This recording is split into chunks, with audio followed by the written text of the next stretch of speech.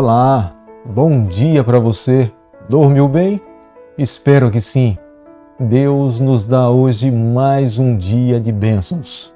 Temos a alegria de podermos contemplar mais um dia o brilho do sol. Nós queremos, nessa primeira hora, nesse primeiro momento, colocar a nossa vida nas mãos do Senhor. Deixar que Ele conduza a nossa vida no decorrer de todo esse dia. Pedimos a bênção de Deus também sobre a nossa família. Nós nos unimos nessa manhã a milhares de pessoas que ao redor do mundo também, na primeira hora, no primeiro momento, dedicam a Deus este momento. Quero, nesse instante, convidá-lo a refletir na palavra de Deus, numa parte da Bíblia, nos livros de Salmo, capítulo 67, o verso 1 e o verso 2. Seja Deus gracioso para conosco e nos abençoe e faça resplandecer sobre nós o rosto, para que se conheça na terra o teu caminho e em todas as nações a tua salvação.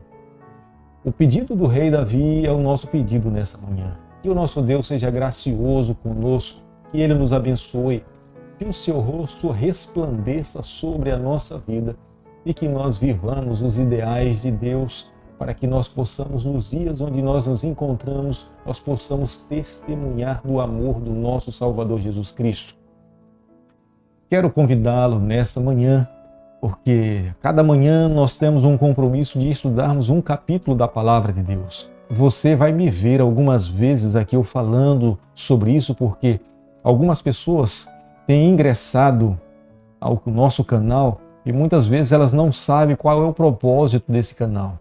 O objetivo desse canal é estudarmos um capítulo da Palavra de Deus a cada manhã. Por isso que eu quero convidá-lo nessa manhã a ter nas mãos a Palavra de Deus no livro de Números, capítulo 9, verso 1 e o verso 2. Falou o Senhor a Moisés no deserto do Sinai, no ano segundo da sua saída da terra do Egito, no mês primeiro, dizendo: celebrem os filhos de Israel a Páscoa a seu tempo. Nós sabemos que as festas cerimoniais estabelecidas para a nação de Israel, todas elas foram dadas pelo Senhor. Nenhuma festa que a nação de Israel celebrava não estava no calendário de Deus.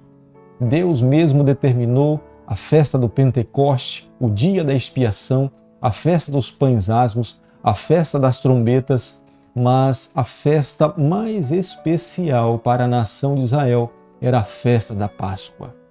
Deus queria que toda a nação de Israel celebrasse a festa da Páscoa. Se porventura alguém menosprezasse essa festa, ele deveria ser eliminado do meio do povo de Deus. Porque essa festa apontava para a libertação do povo do cativeiro do Egito. Os israelitas viveram no cativeiro do Egito por um período de 430 anos. E com mão poderosa Deus os libertou do cativeiro do Egito e os levou para uma terra que mana leite e mel, a terra de Canaã. Mas eles jamais deveriam se esquecer. Esse relato, esse testemunho, eles deveriam contar por todas as gerações. Eles deveriam contar para os seus filhos, para os seus netos, para os seus bisnetos e para todas as suas gerações. Eles deveriam saber do poder, da grandeza desse Deus. Com mão poderosa, as pragas caíram sobre o Egito, sobre Faraó, e Faraó os libertou, e eles puderam passar pelo Mar Vermelho em terra seca, e Deus os conduziu para cumprir a aliança que ele tinha firmado com Abraão e com Jacó. Nenhuma pessoa deveria menosprezar esse momento. Se porventura alguém menosprezasse essa cerimônia, ela deveria ser excluída do meio do povo de Deus. Se porventura alguém, no dia da festa da Páscoa, estivesse cerimonialmente imundo ou estivesse em viagem longe da nação de Israel, ele deveria, após um período de um mês que a festa tivesse acontecido, ele deveria celebrar. E essas pessoas não poderiam ficar sem participar das festas da Páscoa. Deus não queria que nenhuma pessoa ficasse sem reconhecer a importância da cerimônia da Páscoa. Eles deveriam comer nesse dia pães asmos, sem fermento, com ervas amargas, e eles deveriam também comer um cordeiro ou um cabrito sem defeito. Nós sabemos que o cordeiro apontava para Jesus Cristo, o Cordeiro de Deus, por isso que deveria ser perfeito. Essa cerimônia, a libertação, apontava para o que Jesus Cristo um dia viria fazer por nós na cruz do Calvário. Todos aqueles que crescem em Jesus Cristo receberiam a libertação da condenação dos seus pecados. Da mesma forma foi o que aconteceu no cativeiro do Egito. Aqueles que creram na palavra de Deus foram libertos e foram levados para uma terra que mana leite e mel. Também hoje, todos aqueles que aceitarem a Jesus, que crerem no Cordeiro de Deus, serão libertados dos seus pecados, da sua condenação e terão o direito de viver uma nova vida na Nova Jerusalém, cidade amada e criada por Deus desde a fundação do mundo, para todos aqueles que aceitarem a Jesus Cristo. As leis eram para todos. Se porventura algum estrangeiro estivesse no meio do povo de Deus, como aconteceu, que alguns egípcios saíram do Egito e acompanharam os israelitas na sua peregrinação, se eles quisessem participar da festa da Páscoa, eles deveriam também aceitar a mesma aliança que a nação de Israel aceitou. Eles deveriam ser circuncidados. Com a circuncisão, eles estariam dando provas claras que eles pertenciam ao povo de Deus. Eles tinham também assumido a aliança. Nesta condição, eles poderiam participar da festa da Páscoa. O livro de Números, capítulo 9, o verso 13. A palavra de Deus é muito enfática. Se algum israelita não estivesse imundo ou não estivesse em viagem e ele não quisesse participar da cerimônia da Páscoa, ele deveria ser eliminado do meio do povo de Deus. Me parece que em algum momento nós, quando olhamos para essa parte da Bíblia, nós imaginamos de que Deus era muito duro, foi muito rígido, mas eu e você nós precisamos entender. A essência da cerimônia da Páscoa é o que nós precisamos entender nos dias de hoje. É em Jesus Cristo que nós encontramos libertação. Os israelitas encontraram libertação em Deus. A festa da Páscoa apontava para a cruz do Calvário, que o Filho de Deus viria morrer na cruz do Calvário. E nós precisamos entender nos dias atuais, sem Jesus Cristo na vida não há remissão de pecados. Sem Jesus Cristo na vida não há possibilidade de salvação.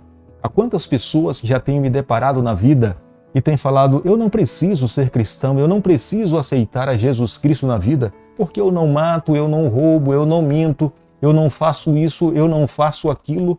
Mas nós precisamos entender uma coisa. Uma pessoa que viva moralmente correta, mas que não tenha aceito a Jesus Cristo, ela não poderá ser salva. Porque a salvação não é pelas obras, a salvação é para aqueles que aceitaram a Jesus Cristo.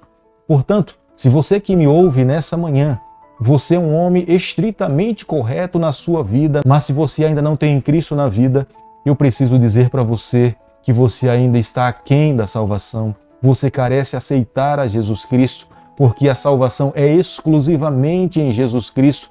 A salvação não é para aqueles que não matam, que não roubam e que não têm Cristo na vida, mas a salvação é para aqueles que têm Cristo na vida e vivem uma vida de obediência ao Senhor. O livro de Números, capítulo 9, o verso 15, fala da tenda da congregação. Na tenda da congregação estava a Arca da Aliança. O propiciatório estava sob a Arca da Aliança, com os querubins, um voltado para o outro. E era sobre esse ambiente que a nuvem descia e Deus repousava e ficava ali, e se comunicava com o sumo sacerdote. Deus parava ali, Deus se detinha ali para revelar para a nação de Israel a santidade da lei de Deus. O parâmetro onde nós seremos julgados é a lei do Senhor. A Arca da Aliança estava no lugar santíssimo e era nesse ambiente onde Deus permanecia e ficava. Sobre a Arca da Aliança estava o propiciatório e Deus permanecia ali. Todo israelita que se lembrasse e olhasse de longe para a tenda e vissem a nuvem sobre o tabernáculo, ele saberia da aliança que Deus tinha assumido com o seu povo. O livro de Números, capítulo 9, o verso 22, a Bíblia fala que os israelitas dependiam da direção de Deus. Quando a nuvem pairava sobre o tabernáculo, eles sabiam que Deus estava ali.